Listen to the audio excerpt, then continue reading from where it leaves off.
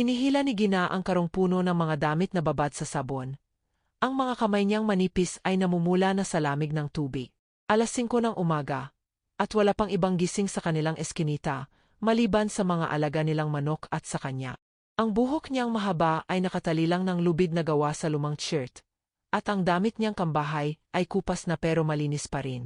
Ganito na ang buhay niya simula nang mangyari ang aksidente 3 buwan na ang nakakaan. Naalala niya pa rin ang araw na iyon. Umuwi siyang galing sa trabaho niya bilang dishwasher sa isang kainderya sa Divisoria. Pagod na, nang salubungin siya ng kanyang ina na umiiyak ng todo. "Gina, anak, si tatay mo." Ang puso niya ay parang bumigat ng 10. Tinakbo niya ang ospital, at doon niya nakita ang kanyang ama na nakaratay sa emergency room. Ang kaliwang braso ay nakabalot ng puting tela na unti-unting tumutulo ng dugo. Tricycle driver si Mang Nestor, ang kanyang ama. Mahusay siyang magmaneho. Kilala siya sa kanilang barangay bilang mabait at matapat. Pero ang araw na iyon, isang truck ang bigla na lang sumingit sa kalsada. Tumilapon ang tricycle, at ang kamay ng kanyang ama ay naipit sa pagitan ng gulong at ng semento. Hindi na nila ito naisalba. Kailangan itong putulin mula sa siko. Mula noon, bumagsak ang mundo ni Gina. Wala nang kita si Mang Nestor. Ang kanyang nakababatang kapatid na si Boboy ay 7 taong gulang pa lang, kailangan pang mag-aral. Ang kanyang ina naman ay may hika, hindi makagawa ng mabibigat na trabaho. Kaya ang lahat ng responsibilidad ay bumagsak kay Gina, na 22 taong gulang pa lang. Nagresign siya sa kaindeya dahil kulang ang kita. Kumuha siya ng 3 trabaho ng sabay-sabay. Umaga, naglalaba siya sa bahay ng mga mayaman sa Forbes Park. Tanghali ay naglilinis siya ng isang malaking opisina sa Makati. At gabi ay nagbabantay siya sa isang sari-sari store sa kanilang barangay. Halos wala na siyang tulog, pero hindi niya ininda. Nakikita niya ang mukha ng kanyang ama tuwing umuwi siya. Ang lalaking dating malakas ay ngayon ay walang magawa, kundi maupo lang at tumingin sa kawalan. Nakikita niya rin ang kanyang kapatid na si Boboy na lumalaki ng walang sapat na pagkain. Hindi siya pwedeng sumuko. "Ete, gutom na ako," sabi ni Boboy isang umaga habang naghahanda si Gina ng agahan. Kanin lang at tuyo ang nakalagay sa mesa. Walang itlog, walang gulay, wala kahit sinangag. Ngumiti si Gina kahit masakit sa puso. "Kain na, Boboy. Mamaya uwi ako ng ulam, ha? Maganda ang sahod ko ngayong linggo." Sinungaling siya. Alam niyang kulang pa rin ang pera, pero gusto niyang makita ang ngiti ng kanyang kapatid. Umalis si Gina ng bahay ng 6:00. Bitbit ang isang maliit na bag na naglalaman lang ng isang tuwalya at sabon. Sumakay siya ng jeep patungong Forbes Park, ang eksklusibong subdivision kung saan nakatira ang mga bilyonaryong negosyante at mga sikat na personalidad. Dito siya naglalaba sa bahay ni Senora Luz, isang matandang babae na mayaman pero malupit. "Gina, bakit ngayon ka lang dumating? 6:50 na." Sigaw ni Senora Luz mula sa terrace ng kanyang mansyon. Nakasuot ito ng mahabang robe na tilagawa sa seda, at ang mga daliri nitong matatabang ay puno ng mga singsing na kumikinang sa araw. "Pasensya na po, Senora. Traffic po sa EDSA," sagot ni Gina ng may respeto, kahit alam niyang wala pang traffic dahil maaga pa. Traffic. Puro kadahilan. Bilisan mo ang trabaho mo. Marami kang labahin ngayon. May bisita ako mamaya. Kailangan malinis ang lahat ng kama at kumot." "Opo, Senora." Pumasok si Gina sa bahay at nagsimulang maglaba. Ang mga kumot ay mabigat, puro imported na tela. Ang mga kama ay marami, may 5 kwarto ang mansyon at lahat ay kailangan linisin. Ang mga kamay ni Gina ay nanginginig sa pagod, pero patuloy siya. Hindi siya pwedeng magreklamo. Kailangan niya ang kita. Bandang tanghali, natapos niya ang trabaho sa bahay ni Senora Luz. Binigyan siya ng 700 piso, mas mababa pa sa napagkasunduan nilang 800. "May nabalik ang plato kahapon," sabi ni Senora Luz. Hindi totoo iyon, pero hindi na lang sumagot si Gina. Tinanggap niya ang pera at umalis. Sa Makati naman ang kanyang susunod na trabaho. Naglilinis siya ng isang opisina ng isang malaking kumpanya, ang RMEC Holdings, isa sa pinakamalaki at pinakamayamang negosyo sa bansa. Ang gusali nito ay mataas na mataas, may 35 palapag, at halos lahat ng empleyado ay nakasuot ng mamahalin at pormal na dami. Si Gina naman ay nakasuot lang ng simpleng shirt at maong. May dalang maleta na puno ng mga panglinis. Nagsimula siyang maglinis sa 14th floor, kung saan naroroon ang mga cubicle ng mga accounting staff. Tahimik ang paligid, dahil day off ngayon at wala masyadong tao sa opisina. Pero may ilang executive daw na papasok, kaya kailangan linisin ang lahat. Nagsimula si Gina sa mga desk, pinunasan niya ang bawat sulok, pinulot niya ang mga basura, at winalis niya ang sahig. Pagod na siya, pero kailangan niyang tapusin. Habang naglilinis siya, biglang bumukas ang pinto ng elevator. Lumabas ang isang lalaki, matangkad, siguro mga 6 na talampakan, nakasuot ng simpleng itim na hoodie at maong. Ang mukha niya ay matangos ang ilong, makisig, pero may halong pagod sa mga mata. Bitbit niya ang isang laptop bag at isang tasa ng kape. Tumingin siya kay Gina ng sandali, pero hindi siya ngumiti o nagsalita. Dumaan lang siya at tumasok sa isang opisina sa dulo ng pasilyo. Hindi na ininda ni Gina ang lalaki. Maraming empleyado ang kumapasok dito. Hindi niya kilala ang lahat. At tuloy lang siyang naglinis. Mga 30 minuto ang lumipas. At may narinig si Gina na ingay mula sa opisina kung saan pumasok ang lalaki. Parang may nahulog na mabigat na bagay. Napatigil siya at nakinig. Wala nang ibang tunog. Siguro aksidente lang. Pero pagkatapos ng ilang segundo, narinig niya ang malakas na boses ng lalaki. Damn it! Tumakbo si Gina papunta sa opisina. Binuksan niya ang pinto ng bahagya at tumingin sa loob. Nakita niya ang lalaki na nakaupo sa sahig. Ang laptop niya ay nakakalat ang mga bahagi. At ang tasa ng kape ay nabasag. Ang mainit na likidong kulay kayumanggi ay kumalat sa buong carpet.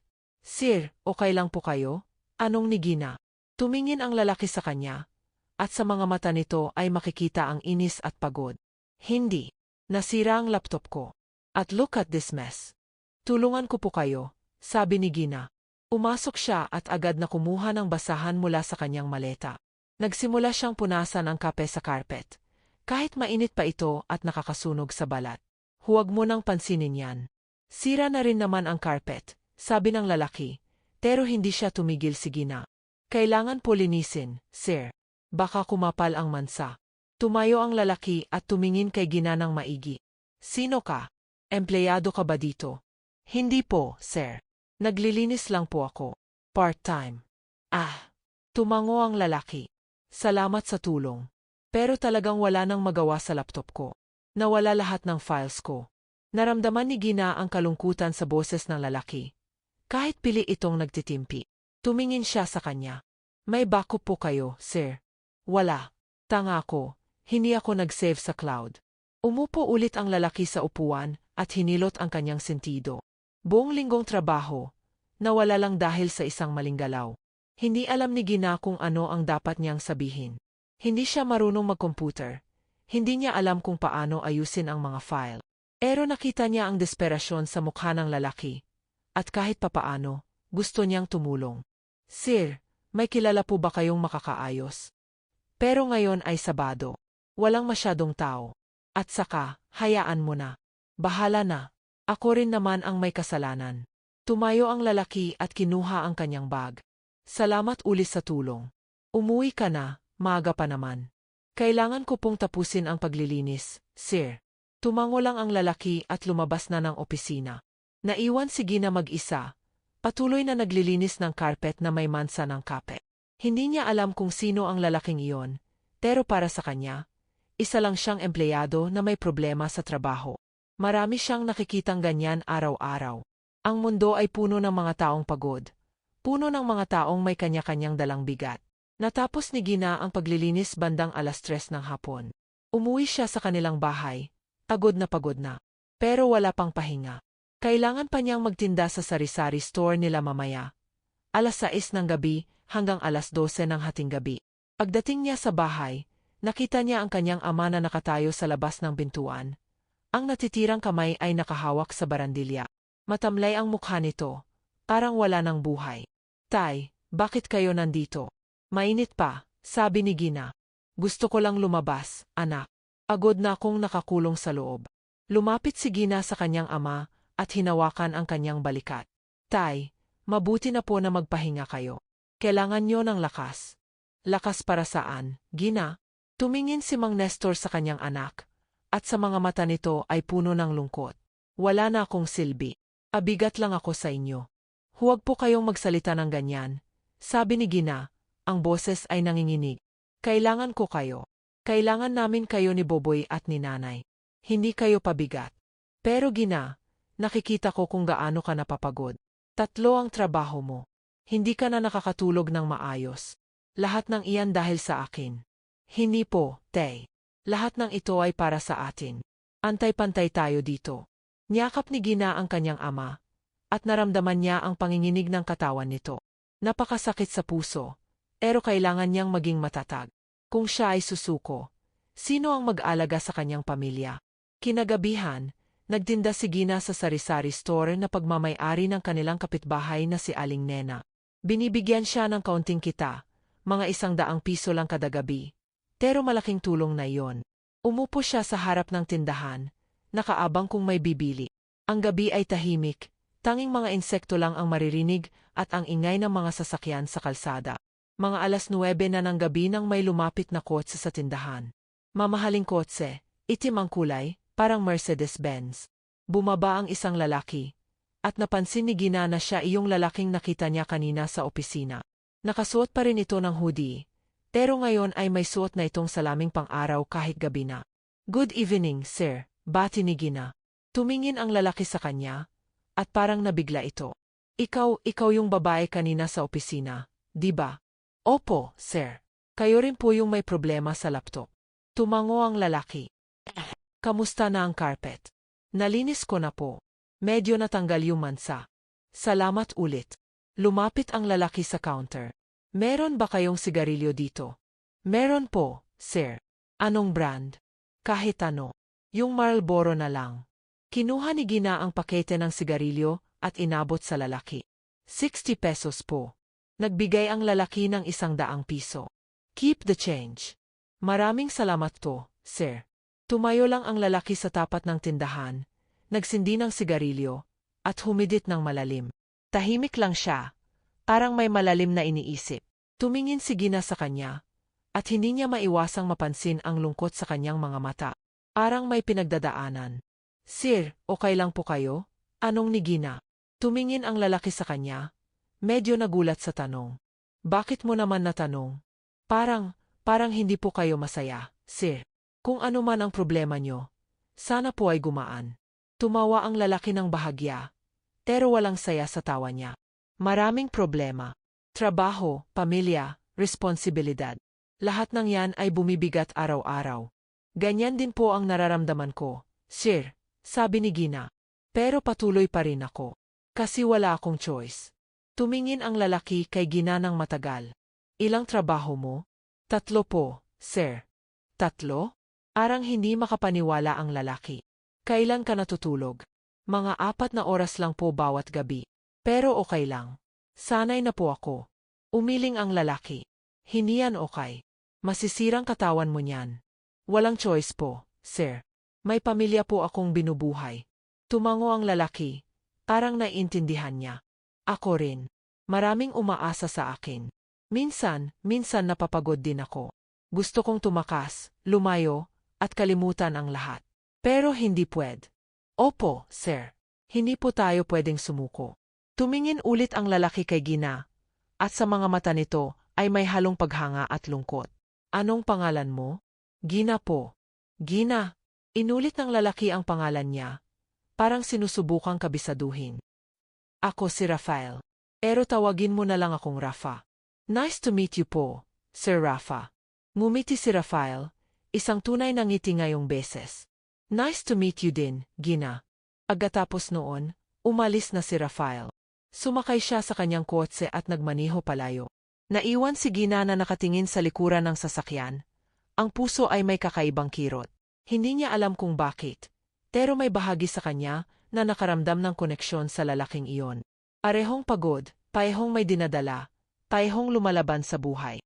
Pero alam niya na imposible ang kahit anong relasyon sa kanila. Siya ay isang simpleng babae na naglalaba at naglilinis para mabuhay, at si Rafael ay mukhang mayaman, may kotse, may magandang damit. Ibang mundo sila. At sa mundo na ito, hindi lahat ng tao ay may happy ending. Pero habang natutulog si Gina ng gabing iyon, hindi niya maalis sa isipan ang mukha ni Rafael. Ang lungko sa kanyang mga mata, ang bigat ng kanyang mga salita.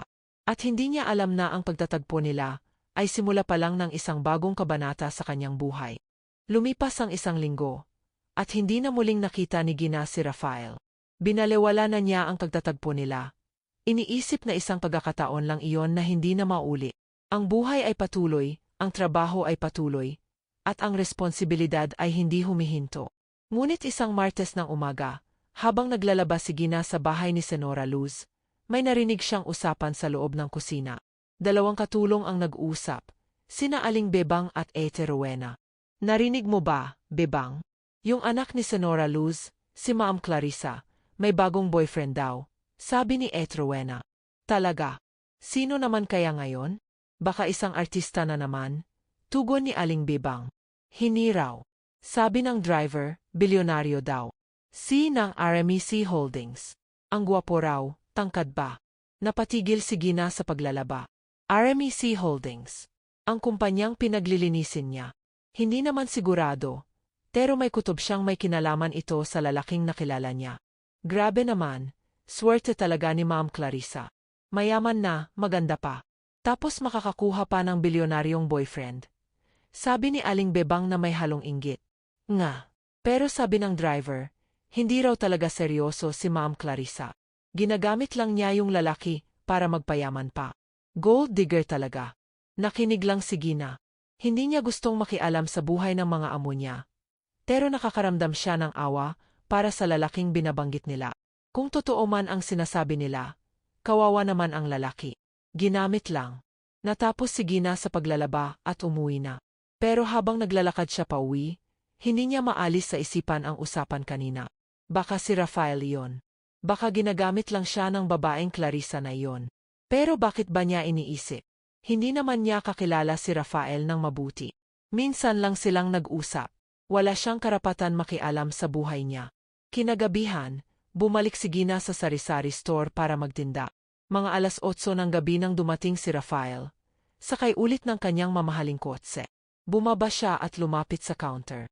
Good evening, Gina, bati niya. Good evening po, Sir Rafa, sagot ni Gina na may ngiti. Sigarilyo na naman po. Pero yung Marlboro Lights ngayong bises. Inabot ni Gina ang sigarilyo. 60 pesos po. Nagbayad si Rafael, at muli ay sinabing, keep the change. Maraming salamat to. Pero sa halip na umalis, nanatili si Rafael. Nagsini siya ng sigarilyo at tumingin kay Gina. Kumain ka na ba? Napatingin si Gina sa kanya. Medyo nagulat sa tanong. Hindi pa po, sir. Mamaya na po pagkatapos magdinda. Anong oras ka matatapos? 2:00 po ng hating gabi. Umiling si Rafael. Ang tagal pa nun. Tara, kain tayo ngayon. Sir, hindi po pwede. May trabaho pa po ako. Sandali lang. Mabilis lang. May kainderya ba dito malapit? Nag-alangan si Gina. Ayaw niyang iwan ang tindahan. Baka magalit si Aling Nena. Pero nakita niya ang pagmamakaawa sa mga mata ni Rafael. Parang kailangan niya ng kausap. Sige po, sir. Pero 15 minuto lang. Ngumiti si Rafael. Deal. Tumawag si Gina sa loob ng bahay ni Aling Nena. Aling Nena, sandali lang po. CR lang po ako. Sige, bilisan mo. Sigaw ni Aling Nena mula sa loob. Sumama si Gina kay Rafael. Naglakad silang dalawa papunta sa malapit na karinderya. Mga 5 minuto lang ang layo. Ang karinderya ay simpleng tindahan lang na may ilang mesa at upuan. Pero malinis at ang presyo ay abot kaya. Umupo silang dalawa sa isang mesa sa sulok. Umorder si Rafael ng 2 pairs ng tasilog at 2 bottled water. Sir, hindi na po sana ako umorder. Busog pa po ako, sabi ni Gina, kahit gutom na siya. Huwag kang mag-alala, libre ko. At saka, nakita ko yung mukha mo. Gutom ka. Kumain ka na. Dumating ang pagkain, at nagsimulang kumain si Gina. Ang tapsilog ay mainit at masarap, at halos hindi niya napigilan ang kanyang sarili na ubusin agad. Ang huling beses na kumain siya ng maayos ay kahapon pa. At iyon ay kanin lang at isang pirasong itlog. Tumingin si Rafael sa kanya habang kumakain. Gina, pwede ba akong magtanong? Ano po iyon, sir? Bakit 3 trabaho ang ginagawa mo? May asawa ka ba? May anak? Umiling si Gina. Wala po, sir. Single pa po ako. Pero may pamilya po akong binubuhay. Tatay ko po ay nawalan ng trabaho dahil sa aksidente. Nanay ko naman ay may sakit. May kapatid din po akong nag-aral pa. Tumango si Rafael, at sa mga mata nito ay makikita ang empatiya. Naiintindihan kita. Mahirap palaga ang buhay. Opo, sir. Pero kailangan nating lumaban. Kailangan. Huminto si Rafael sa pagkain at tumingin kay Gina ng direkta. Gina, alam mo, naiinggit ako sa'yo. Natigilan si Gina.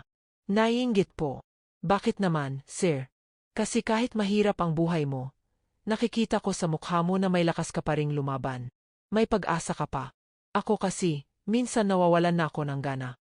Sir Rafa, bakit naman po? Mayaman naman po kayo. May kotse, may magandang trabaho. Ngumiti si Rafael ng mapait. Pera lang yan, Gina. Hindi yan nagpapasaya. Ang totoo, mas mabigat pa ang responsibilidad na dala ko dahil sa pera. Lahat ng tao ay umaasa sa akin. Ang kumpanya, ang mga empleyado, ang pamilya ko. Lahat. Kapag nagkamali ako, lahat sila ay maapektuhan. Nakikinig lang si Gina. Hindi niya naisip na ang mga mayaman ay may problema rin. Akala niya, kapag mayaman ka na, wala nang problema. At saka, Gina, minsan hindi mo alam kung sino ang totoo sa mga taong nakapaligid sa'yo. May mga taong lumalpit sa'yo dahil sa pera mo lang. Hindi dahil mahal ka nila o kailangan ka nila bilang tao. Naalala ni Gina ang usapan kanina sa bahay ni Senora Luz. Tungkol kay Clarissa. Baka tinutukoy ni Rafael ang babaeng iyon. Sir Rafa, may girlfriend po ba kayo? Napatingin si Rafael sa kanya. Parang hindi inaasahan ang tanong. Bakit mo naman natanong? Wala lang po, sir. Curious lang. Bumuntong hininga si Rafael. Meron. Pero hindi ko alam kung totoo ba o hindi. Ang pangalan niya ay Clarissa. Maganda siya, matalino, galing sa mayamang pamilya. Pero minsan, pakiamdam ko, ginagamit niya lang ako. Bakit naman po, sir? Kasi lagi niyang hinihingi ang mga bagay. Mamahaling bag, alahas, coats. Lahat ng gusto niya, binibigay ko. Pero kapag tanungin ko siya kung mahal niya ako, parang walang katiyakan sa mga mata niya. Nakaramdam si Gina ng inis sa babaeng Clarissa na iyon. Paano niya nagawang gamitin si Rafael? Ang lalaking ito ay mabait, totoo, may mabuting puso. Hindi siya dapat tratuhin ng ganyan. Si Rafa, kung ako po ang tatanungin, kung hindi kayo sigurado sa kanya, siguro po ay huwag niyo na lang ituloy. Tumingin si Rafael kay Gina, at sa mga mata nito ay may halong gulat at paghanga. Gina, ikaw ang unang taong nagsabi sa akin ng ganyan. Lahat ng mga kaibigan ko, pamilya ko, sinasabi nilang mabuti si Clarissa. Naswerte ako sa kanya. Pero ikaw lang ang nagsabi ng totoo. Kasi po, Sir, nakikita ko po sa mukha niyo na hindi kayo masaya. At kung hindi kayo masaya, bakit kayo magpapatuloy? Tumango si Rafael. Tama ka. Salamat, Gina. Natapos nilang kumain, at bumalik na sila sa sari-sari store. Bago umalis si Rafael, tumingin siya kay Gina at ngumiti. Gina, pwede ba kitang bisitahin ulit dito? Opo, sir. Walang problema. Salamat. Nakakagaan ng loob na may kausap akong totoo. Umalis na si Rafael, at naiwan si Gina na nakangiti. May kakaiba sa lalaking ito. Hindi siya mayabang kahit mayaman. Hindi siya masama kahit maraming problema. At may parte sa puso ni Gina na nagsisimulang makaramdam ng kung ano. Pero pinagsabihan niya ang kanyang sarili. Huwag kang umasa, Gina. Ibang mundo kayo. Hindi kayo bagay. Lumipas ang mga araw, at naging regular na bisita si Rafael sa sari-sari store. Halos gabi-gabi siyang bumibisita, bumibili ng sigarilyo, at nakikipag-usap kay Gina. Minsan ay nagkukwentuhan sila tungkol sa buhay. Minsan naman ay tungkol sa mga pangarap. Si Gina ay nagsasalaysay tungkol sa kanyang pamilya, at si Rafael naman ay nagkukwento tungkol sa kanyang trabaho at responsibilidad. Isang gabi, nagtanong si Rafael, Gina, ano ba ang pangarap mo sa buhay? Nag-isip si Gina. Pangarap ko po, sir, na maging komportable ang buhay ng pamilya ko, na hindi na kami maghihirap, na makakakain kami ng 3 beses sa isang araw nang walang alalahanin. Yun lang ba? Opo, sir. Simple lang po ang pangarap ko. Ngumiti si Rafael. Pero Gina, deserve mo ng higit pa diyan. Deserve mong maging masaya. Deserve mong magkaroon ng sariling negosyo, sariling bahay, sariling buhay. Sir, mahirap po ang mga ganyang pangarap. Wala po akong kapital. Wala po akong alam sa negosyo. Matututunan mo yan. At saka, hindi ka nag-iisa. Tutulungan kita. Napatingin si Gina kay Rafael, hindi makapaniwala sa narinig. Sir, bakit naman po ninyo ako tutulungan? Hindi nyo naman po ako kilala ng mabuti. Kilala kita, Gina. Nakikita ko ang mabuti mong puso. Nakikita ko kung gaano ka nagsusumikap para sa pamilya mo. At gusto kong tulungan ka. Kasi deserve mo. Napaluha si Gina. Matagal na niyang hindi narinig ang mga salitang ganyan. Lahat ng tao sa paligid niya ay umaasa sa kanya, pero walang tumutulong. Walang nagsasabi na deserve niya ang tulong.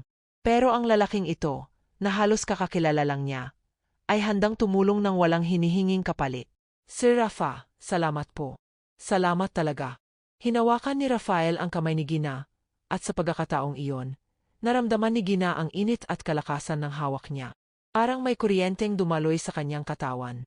Hindi siya makahinga, hindi siya makagalaw. Ang puso niya ay tumitibok ng mabilis. Gina, hindi ka nag-isa, sabi ni Rafael ng mahinahon. Nandito ako. Tutulungan kita.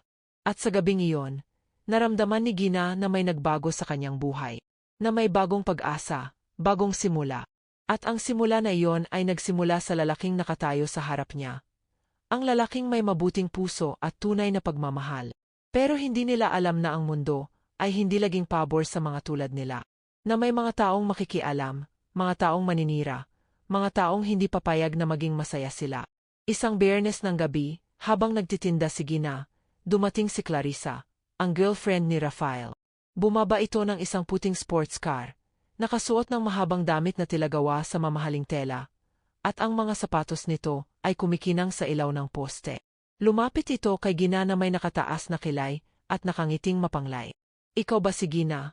Tanong nito ng mataray. Opo, ako po. May kailangan po ba kayo? Sagot ni Gina ng may respeto, kahit nararamdaman niya ang tensyon. Wala. Gusto ko lang makita kung sino ka. Kasi lagi ka raw binabanggit ni Rafael. Napatigil si Gina. Ma'am, wala pong mali siya. Trabaho ko lang po dito. Trabaho. Tumawa si Clarissa ng malakas. Gina, huwag mo akong lolokohin. Alam kong may gusto ka kay Rafael. Pero tigilan mo na. Hindi kayo bagay. Tingnan mo ang sarili mo. Ano ka, katulong? Magnanakaw ng boyfriend ng iba. Nasaktan si Gina sa mga salitang iyon. Pero hindi siya umiyak. Tumingin siya kay Clarissa ng diretso. Ma'am, hindi po ako nagnakaw ng boyfriend ng iba. At hindi po ako interesado kay Sir Rafael. Kaibigan ko lang po siya. Kaibigan. Huwag kang magyabang. Bakit naman siya makikipagkaibigan sa isang tulad mo? May pera ka ba? May pangalan ka ba? Wala. Kaya tigilan mo na ang panggagamit mo sa kanya. Hindi po ako gumagamit. Shut up, sigaw ni Clarissa. Lumapit ito kay Gina at hinampas ang counter ng tindahan. Alam mo, Gina, kung hindi ka titigil, paalisin kita sa lahat ng trabaho mo. Alam ko ang may-ari ng RMEC Holdings. Alam ko ang lahat ng kumpanyang nagpapasahod sa'yo. Isang tawag ko lang, wala ka ng trabaho. Gusto mo ba yun? Nanginig si Gina sa tako. Kung mawawalan siya ng trabaho, paano niya bubuhayin ang kanyang pamilya? Paano niya pagpapaaralin si Boboy? Paano niya bibilhan ng gamot ang kanyang ina? Ma'am, please lang po. Huwag niyo po akong tanggalin sa trabaho. Kailangan ko po ng kita. Ngumiti si Clarissa ng masama. Alam ko, kaya layuan mo si Rafael. Huwag ka nang makipag-usap sa kanya. Kapag nakita ko na lumapit ka pa sa kanya, tatapos ka. Naintindihan mo? Tumango si Gina. Ang mga luha ay unti-unting kumapatak sa kanyang pisngi. Opo, ma'am. Good. Umalis na si Clarissa, sumakay sa kanyang sports car, at nagmaniho palayo. Naiwan si Gina na umiiyak. Ang puso ay durog na durog. Hindi na bumalik si Rafael sa sari-sari store simula noon. Hindi niya alam kung bakit. Baka sinabihan na siya ni Clarissa. Baka pinagbawalan na siyang lumapit kay Gina. Baka nakalimutan na niya si Gina. Pero si Gina ay hindi makakalimutan kay Rafael.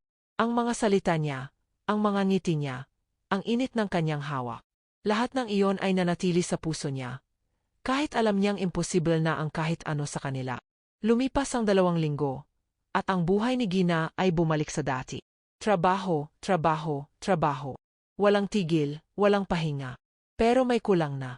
May nawala. At ang nawala na iyon ay si Rafael. Ngunit isang lunes ng umaga, habang naglilinis si Gina sa RMEC Holdings, nakita niya si Rafael sa lobby ng gusali. Nakasuot ito ng pormal na Amerikana. Ang buhok ay ayos na ayos, at ang mukha ay seryoso. Kasama niya si Clarissa, na nakahawak sa kanyang braso at nakangiti ng malawak. Tumingin si Rafael kay Gina, at sa mga mata nito ay may halong lungkot at paumanhin. Pero hindi siya lumapit. Hindi siya nagsalita. Dumaan lang siya kasama si Clarissa, at sumakay sa elevator. Naiwang nakatayo si Gina sa lobby. Ang puso ay durog. Naramdaman niya na ang lahat ng pag-asa ay nawala. Na ang mundo ay hindi talaga pabor sa mga tulad niya.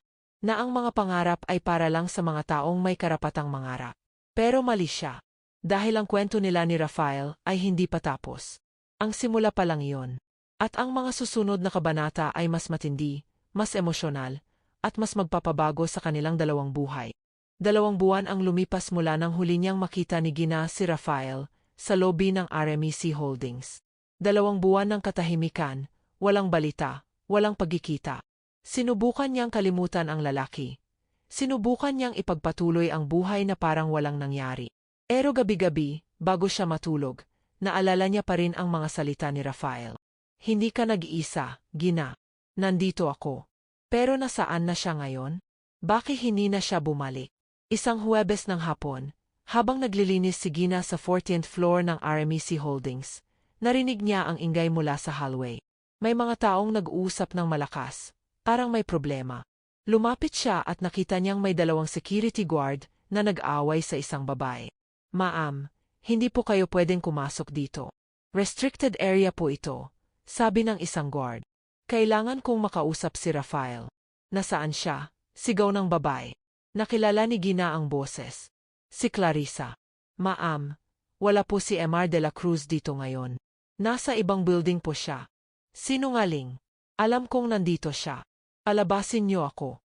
Lumapit si Gina at nakita niyang ang mukha ni Clarissa ay pula sa galit. Ang buhok ay magulo, at ang damit ay bahagyang gusot. Hindi ito ang Clarissa na nakita niya dati. Ang maayos at sopistikada. Ang babaeng ito ay parang nasa gilid na ng pagkasira. Napansin siya ni Clarissa at biglang lumapit sa kanya. Ikaw ang dahilan nito. Ma'am, ano pong sinasabi niyo? Tanong ni Gina, medyo natatakot. Si Rafael. Iniwan niya ako dahil sayo. Sinabi niya sa akin na wala siyang nararamdaman sa akin, na ginagamit ko lang siya. At ang dahilan ay dahil ikaw ang laging nasa isip niya. Hindi makapaniwala si Gina sa narinig.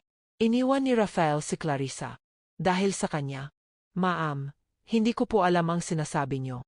Matagal na po kaming hindi nag-uusap ni Sir Rafael. Sinungaling ka. Hinampas ni Clarissa ang braso ni Gina. Lahat ng ito ay kasalanan mo. Dahil sayo, nawala ako sa kanya.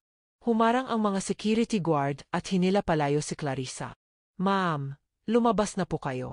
Kung hindi, tatawagin namin ang pulis. Sumigaw pa si Clarissa habang hinihila. Pero sa huli ay sumuko na rin siya at umalis.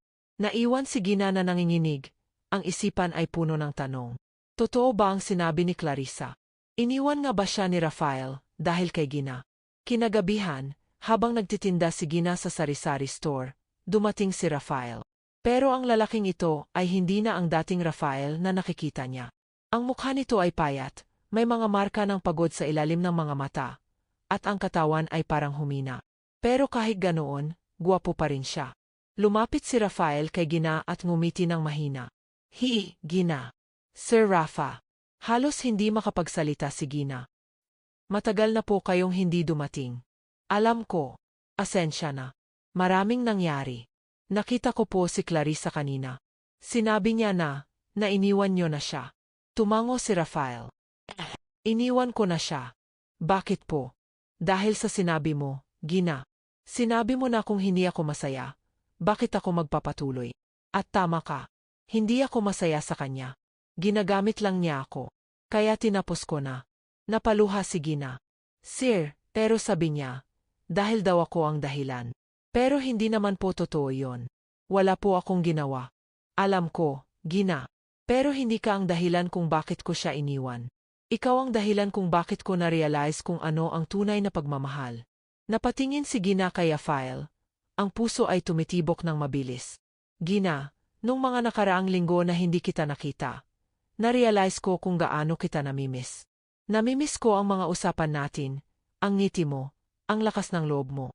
Namimiss ko ang taong nagpakita sa akin ng tunay na kahulugan ng pagmamahal. Hindi dahil sa pera, hindi dahil sa pangalan, kundi dahil sa tao. Si Rafa, ako po ba ang tinutukoy niyo? Lumapit si Rafael kay Gina at hinawakan ang kanyang mga kamay. Gina, ikaw, mahal kita. Mahal na mahal kita. At kahit alam kong ibang mundo tayo, kahit alam kong mahihirapan tayo, gusto kitang maging parte ng buhay ko. Hindi makaimik si Gina. Ang mga salitang iyon ay parang panaginip, parang imposible.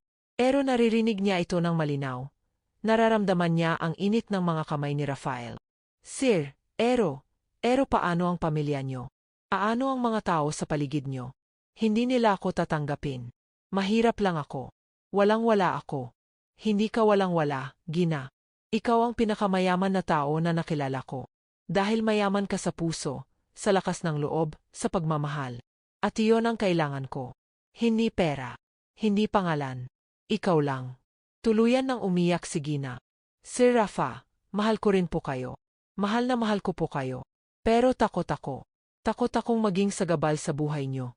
Hindi ka sagabal, Gina. Ikaw ang dahilan kung bakit ako lumalaban. Kaya please, bigyan mo ako ng pagkakataon. Bigyan mo tayo ng pagkakataon. Tumingin si Gina sa mga mata ni Rafael. At sa mga mata na iyon ay nakita niya ang katapatan, ang pagmamahal, ang pangako. At sa sandaling iyon, sinagot niya ang tanong na matagal na niyang itinago sa puso. Opo, Sir Rafa. Bibigyan ko po kayo ng pagkakataon. Ngumiti si Rafael, at sa ngiti na iyon ay puno ng kasiyahan. Niyakap niya si Gina ng mahigpit, at naramdaman ni Gina ang tibok ng puso nito, ang init ng katawan nito. Parang sa yakap na iyon, nawala ang lahat ng takot, lahat ng alalahanin. Pero alam nilang dalawa na ang relasyon nila ay hindi magiging madali. At tama sila. Kinabukasan, dinala ni Rafael si Gina sa isang restaurant. Isang mamahaling restaurant sa Makati na hindi kailanman nakapasok si Gina. Nag-alangan siya, pero sinabi ni Rafael na okay lang, na deserve niya ang ganito. Habang kumakain, nagsimula si Rafael na magsalita tungkol sa kanyang plano. Gina, gusto kong kulungan ka na magkaroon ng sariling negosyo. Ano ba ang gusto mong gawin? Sir, hindi ko po alam. Wala po akong karanasan sa negosyo. Okay lang yan. Turuan kita. Ano ba ang hilig mo? Ano ang alam mo? Nag-isip si Gina. Marunong po akong magluto. Marunong din po akong maglaba at maglinis. Pero hindi ko po alam kung paano gawing negosyo ang mga iyan. Ngumiti si Rafael. Pwede mo gawin. Laundry business, halimbawa. Maraming tao ang walang oras maglaba. Kung may maganda kang serbisyo at presyo, bibili sila. At saka, turuan kita kung paano mag-manage ng pera, kung paano mag-invest. Nakinig si Gina ng mabuti. Unti-unti, nagsimula siyang mangarap. Na baka kaya niyang magkaroon ng sariling negosyo. Na baka kaya niyang maging successful.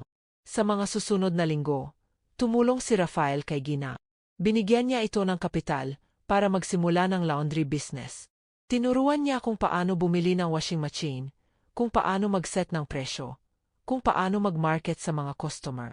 Sinimula ni Gina ang negosyo sa kanilang bahay, at unti-unti, dumami ang mga customer. Ang kita ay tumaas, at ang buhay ng kanyang pamilya ay nagsimulang gumanda. Si Mang Nestor ay natuwa nang makita ang pagbabago. Gina, anak, ang galing mo. Proud na proud ako sa iyo. Salamat, Tay. Pero hindi ko po ito magagawa kung wala si Rafael. Ang lalaking iyan, mabuti ang puso. Kapag handa ka na, dalhin mo dito. Gusto ko siyang makilala. Ngumiti si Gina. Sage po, Tay. Pero kahit gumanda ang buhay ni Gina, may mga tao pa ring hindi natutuwa. Isa na roon ay ang pamilya ni Rafael. Isang araw, tinawag si Rafael ng kanyang ama, si Don Rodrigo de la Cruz, ang founder at chairman ng RMEC Holdings. Isang matandang lalaki na may mataas na posisyon sa lipunan, kilala sa buong bansa bilang isa sa pinakamayamang negosyante. Rafael, sino ang babaeng kasama mo ngayon? Tanong ni Don Rodrigo ng seryoso. Tatay, Ang pangalan niya ay Gina. Mahal ko siya. Mahal. Rafael, alam mo ba kung sino siya? Mahirap siya. Walang pangalan. Walang pamilya na may kredibilidad. Paano mo siya dadalhin sa mga events? Paano mo siya ipakikilala sa mga business partners natin? Tatay, hindi mahalaga ang mga iyan. Ang mahalaga ay mahal ko siya at mahal niya ako. Hindi yan sapat, Rafael. Ikaw ang CEO ng kumpanya. Kailangan mo ng asawa na makakatulong sa negosyo. Hindi babae na pabigat. Nasaktan si Rafael sa sinabi ng kanyang ama. Tatay, hindi siya pabigat. Siya ang dahilan kung bakit ako lumalaban. Siya ang nagbigay sa akin ng lakas. Rafael, kung hindi mo iwan ang babaeng iyan, tatanggalin kita sa posisyon mo bilang CEO. Walang kwenta ang pag-ibig mo kung mawawalan ka ng lahat. Tumayo si Rafael at tumingin sa kanyang ama ng seryoso. Tatay, tanggalin niyo ako kung gusto niyo. Pero hindi ko iwan si Gina. Siya ang pinili ko, at siya ang mamahalin ko habang buhay. Umalis si Rafael sa opisina ng kanyang ama. Ang puso ay puno ng galit at sakit. Pero alam niya na tama ang ginawa niya. Hindi siya pwedeng sumuko kay Gina. Hindi niya pwedeng iwanan ang taong nagbigay sa kanya ng tunay na kahulugan ng buhay. Pero ang desisyon na iyon ay may kapalit. Kinabukasan, tinawag si Rafael ng Board of Directors ng RMEC Holdings. Sinabi nila na tinanggal siya bilang CEO, at ang pumalis sa kanya ay ang kanyang pinsan na si Marco. Isang lalaking mayabang at walang malasakit sa mga empleyado. Nawalan ng trabaho si Rafael. Nawalan ng posisyon. Pero hindi siya umiyak. Dahil alam niya na ang ginawa niyang desisyon ay para sa pagmamahal. Nang malaman ni Gina ang nangyari, umiyak siya ng todo. Si Rafa, kasalanan ko po ito. Dahil sa akin, nawalan kayo ng trabaho. Hindi, Gina. Hindi mo kasalanan. Ito ang desisyon ko. At hindi ko pinagsisisihan. Pero sir, paano na po kayo? Paano niyo ako matutulungan ngayon? Hinawakan ni Rafael ang mukha ni Gina at ngumiti. Gina, hindi mo ba naririnig? Sinabi ko na, hindi ka nag-iisa. Tayo na ngayon. Tayo ang magtutulungan. Sama-sama tayong lalaban. At sa mga salitang iyon, naramdaman ni Gina ang lakas. Na kahit mahirap ang mundo, kahit puno ng hadlang, kaya nilang lampasan ang lahat. Dahil mayroon silang pagmamahal, at ang pagmamahal na iyon ay mas malakas pa sa kahit anong problema. Pero ang laban ay hindi pa tapos. Dahil may mga taong hindi papayag na maging masaya sila. At ang mga taong iyon ay handang gawin ang lahat para sirain ang relasyon nila. 3 buwan ang lumipas mula nang tanggalin si Rafael bilang CEO ng RMEC Holdings.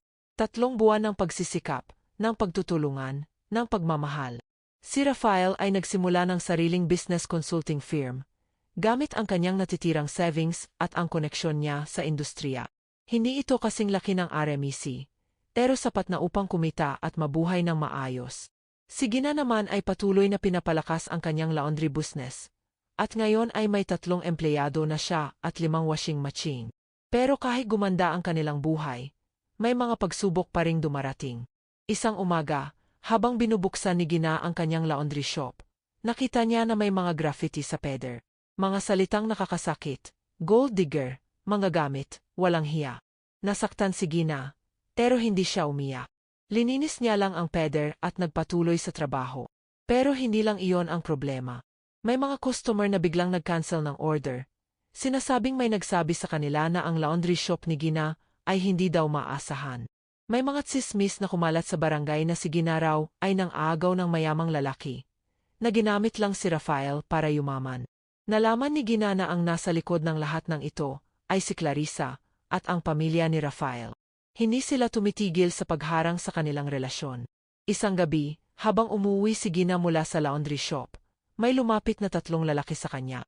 Malaki ang katawan, nakasuot ng itim, at ang mga mukha ay nakatakip ng bandana. Ikaw si Gina? Anong nang isa? Oo po, sagot ni Gina, nanginginig sa takot. Sabi sa amin, kailangan kang magtanda. Layuan mo si Rafael de la Cruz. Kung hindi, masasaktan ka. Sino ang nagsugo sa inyo? Tanong ni Gina, kahit alam na niyang ang sagot. Hindi mo na kailangan malaman. Tandaan mo lang. Ito ang huling babala. Umalis ang mga lalaki, at naiwan si Gina na umiiyak at nanginginig. Takot na takot siya, pero hindi niya alam kung kanino siya hihingi ng tulong.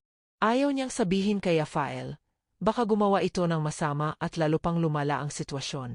Pero hindi niya alam na nakita pala siya ng kanyang kapatid na si Boboy mula sa isang sulok ng eskinita.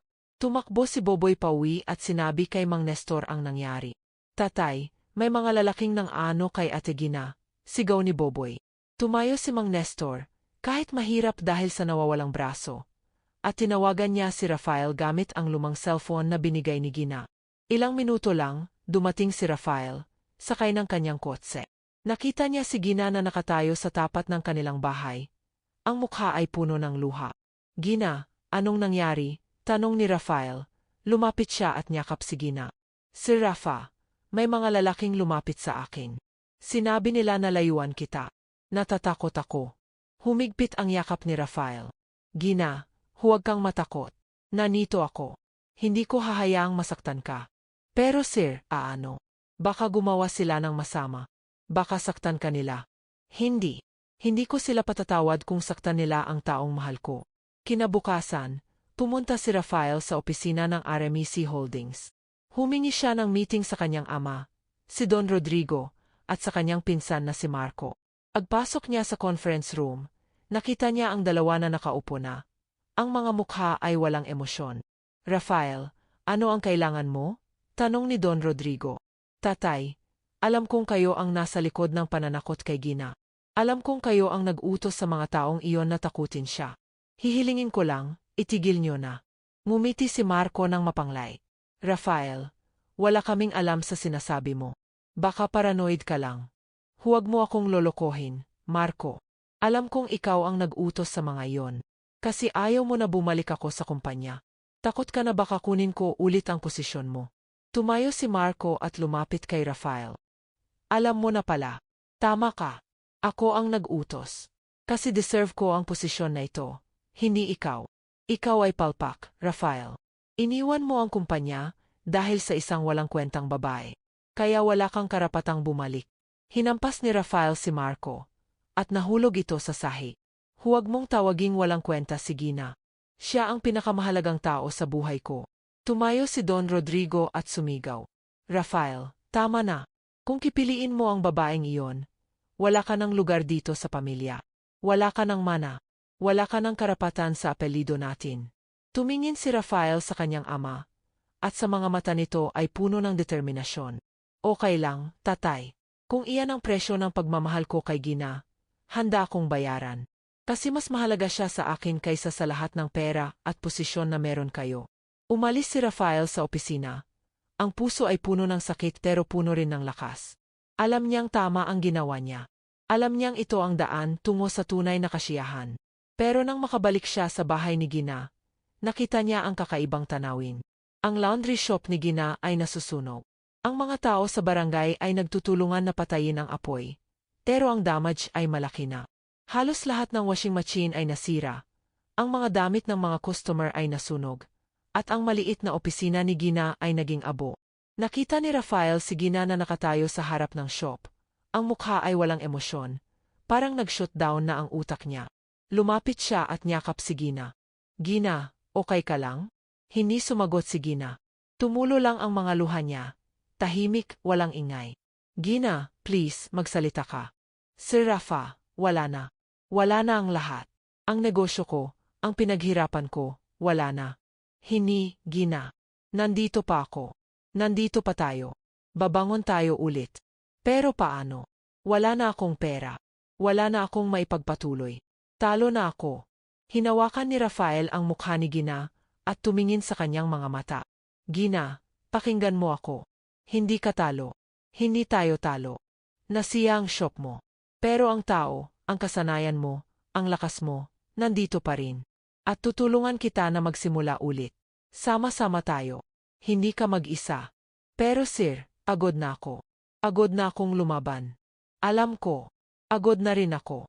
Pero huwag tayong susuko. Dahil kung susuko tayo, panalo sila. Panalo ang mga taong ayaw na maging masaya tayo. Gusto mo ba na manalo sila? Umiling si Gina. Hindi. Kaya tayo, Gina. Tayong dalawa. Lalaban tayo hanggang sa dulo. At sa mga salitang iyon, naramdaman ni Gina ang balik ng lakas niya. Tama si Rafael. Hindi siya pwedeng sumuko. Hindi niya pwedeng hayaang manalo ang mga taong masama. Kinabukasan, nagsimula silang magtrabaho.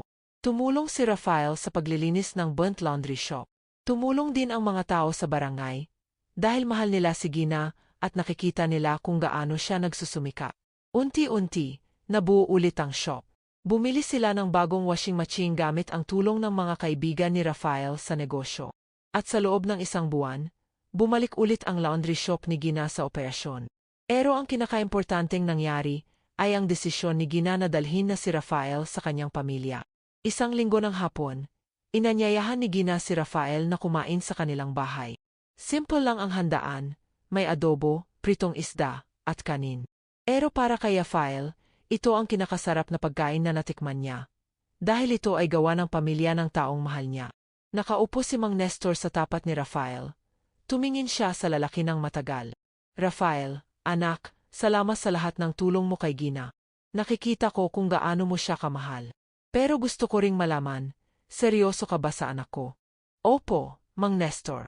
Seryoso ako. Mahal ko si Gina, at gusto ko siyang pakasalan. Napatigil si Gina sa pagkain. Si Rafa, ano po ang sinabi niyo? Tumayo si Rafael at lumapit kay Gina. Lumuhod siya sa harap niya, at sa kamay niya ay may maliit na kahon. Binuksan niya ito, at sa loob ay may simpleng singsing, hindi mamahaling diamante, pero gawa sa puso. Gina, mahal kita. Mahal na mahal kita. At gusto kitang maging asawa ko. Gusto kitang makasama habang buhay. Apakasalan mo ba ako? Umiyak si Gina, pero ngayon ay luha ng kasiyahan. Opo, si Rafa. Opo, pakakasalan ko po kayo. Ngumiti si Rafael at isinuot ang singsing sa daliri ni Gina. Tumayo siya at niyakap si Gina ng mahigpit. Ang buong pamilya ay sumigaw ng saya. Si Boboy ay tumalon-talon. Si Mang Nestor at ang kanyang asawa ay niyakap ang kanilang anak. Pero alam nilang hindi pa rin tapos ang laban. Kailangan pa nilang harapin ang pamilya ni Rafael. Isang buwan pagkatapos ng proposal, dinala ni Gina si Rafael sa isang meeting kasama ang kanyang ama at si Marco. Gusto ni Rafael na ayusin ang relasyon nila. At gusto niyang ipakita kay Gina na kaya nilang harapin ang kahit sino. Pagdating nila sa conference room ng RMEC Holdings, nakita nila si Don Rodrigo at si Marco na nakaupo na. Rafael, bakit mo dinala ang babae dito? Tanong ni Don Rodrigo ng malamig. Tatay, dinala ko siya dahil siya ang magiging asawa ko. At gusto ko na tanggapin niyo siya. Tumawa si Marco. Tanggapin. Rafael, tingnan mo siya. Anong maitutulong niya sa kumpanya? Wala. Tumayo si Gina at tumingin kay Marco ng diretso. Tama po kayo. Wala akong maitutulong sa kumpanya niyo. Pero may maitutulong ako kay Rafael. Mahal ko siya, susuportahan ko siya, at magiging kasama niya ako sa bawat hakbang ng buhay niya. At iyon ang hindi niyo kayang gawin, kahit gaano pa kayo kayaman. Natigilan si Marco sa sinabi ni Gina. Hindi siya nakasago. Tumingin naman si Don Rodrigo kay Gina, at sa mga mata nito ay may halong pagtataka at paghanga. Gina, ba't mo ba mahal ang anak ko? Kasi po, Shir, nakita ko po sa kanya ang taong tunay. Hindi ang mayaman, hindi ang kundi ang Rafael na may mabuting puso, na handang tumulong, na handang magmahal ng totoo. At ang taong iyon ay deserve ng pagmamahal ko. Tumango si Don Rodrigo, at sa unang pagkakataon, ngumiti siya. Gina, mali ako. Mali akong husgahan ka nang hindi kita kilala. Nakikita ko na ngayon na ikaw ang kailangan ng anak ko. Kaya kung ito ang gusto nyo, okay lang sa akin.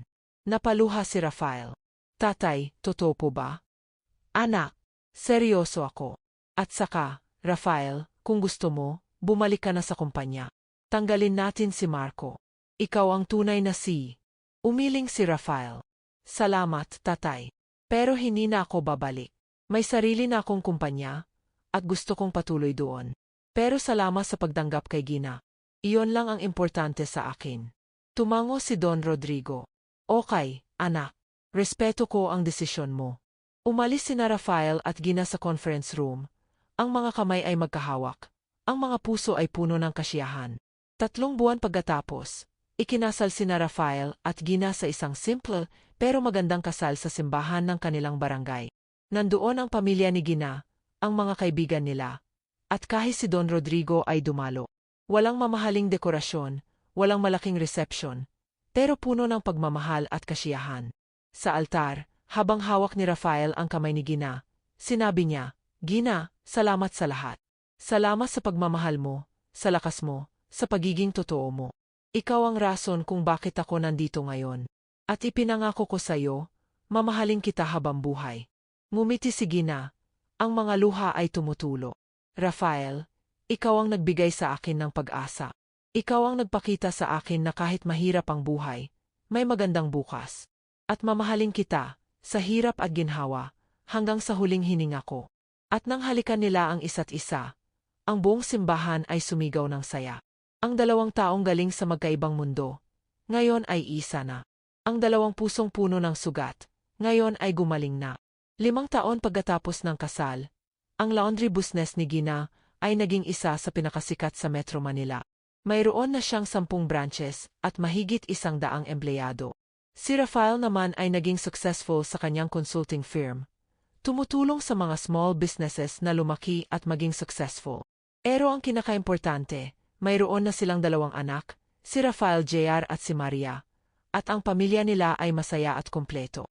Isang gabi, habang nakahiga si Gina sa tabi ni Rafael, tumingin siya sa asawa niya at ngumiti. "Rafa, salamat." "Salamat saan?" tanong ni Rafael. "Salamat sa pagmamahal mo. Salamat sa pagtitiwala mo. Salamat sa lahat." Hinawakan ni Rafael ang kamay ni Gina at hinalikan ito. Gina. Salamat sa iyo. Dahil ikaw ang nagpuno sa buhay ko. Ikaw ang dahilan kung bakit ako masaya." At sa gabing iyon, habang yakap nila ang isa't isa, naalala nila ang lahat ng pinagdaanan nila. Ang hirap, ang sakit, ang luha, ang takot. Pero lahat ng iyon ay nauwi sa kasiyahan, sa pagmamahal, sa pag-asa. Dahil sa huli, ang tunay na yaman ay hindi pera, hindi posisyon, hindi pangalan. Ang tunay na yaman ay ang pagmamahal ng taong handang manatili sa tabi mo, kahit gaano pa kahirap ang mundo. At ang yaman na iyon, mayroon na si Gina at Rafael. Habang buhay. Tapos na po ang kwento. Salamat sa pakikinig.